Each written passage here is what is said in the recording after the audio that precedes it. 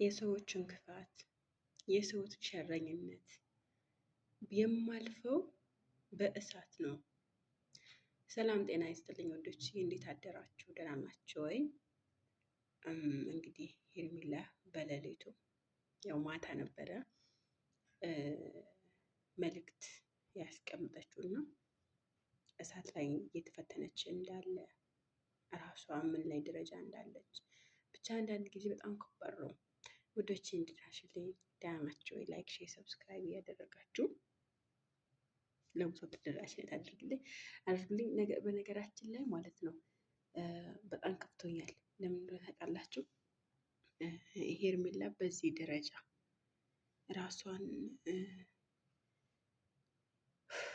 እኔ እንጃ አላቅም ውዶቼ፣ ወላሂ ምን ማለት እንዳለብኝ አላቅም። ሄርሜላ ያለችበት ሁኔታ እጅግ በጣም ከባድ እንደሆነ፣ አብርሃም ያለበት ሁኔታ ያው ትላንትና በማነው በቤት ነው የተለቀቀው፣ አንድ በዳኒ ቤት ተለቋል።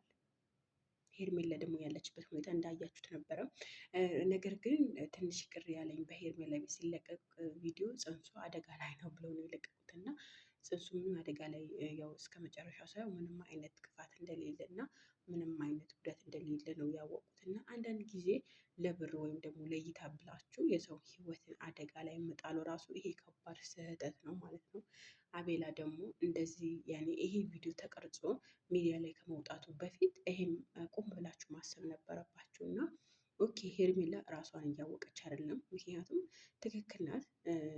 የሚወዳት የሚያፈቅራት ወደፊት ብዙ ልጆች እንወልዳለን ብለው ይሄ ሁሉ የራት ምሽት አሳልፈው ምርጥ ውብ ወርቅ ጊዜ አሳልፈው እቺ ልጅ እንደ አብርሃም በአንዴ እንደዚህ ሲላት ምንም ማድረግ እንዳለባት እና ምንም ማድረግ እንደሌለባት ምንም ነገር የምታውቀው ነገር የለም።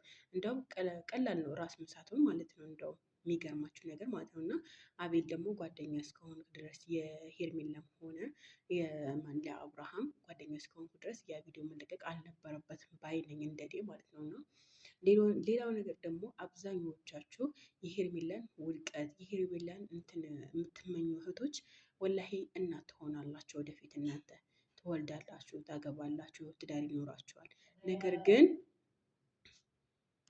ምን ማለት እንደፈለኩ ይገባችኋል ብዬ ተስፋ አደርጋለሁ። እና አንዳንድ ጊዜ የራሳችን ህይወት ላይ የሚፈጠሩ ነገሮች ሰው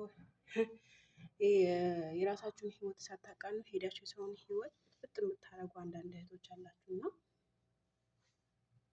ወላሂ እንትኑ መልእክቱ ቢስሚላ ሄርሜላ ለቀቀችው መልእክት በጣም ለብዙዎቻችን የሚጠቅም ነው። አዳምጡት፣ ወይም ደግሞ አነብላችኋለሁ፣ አስቀምጥላችኋለሁ።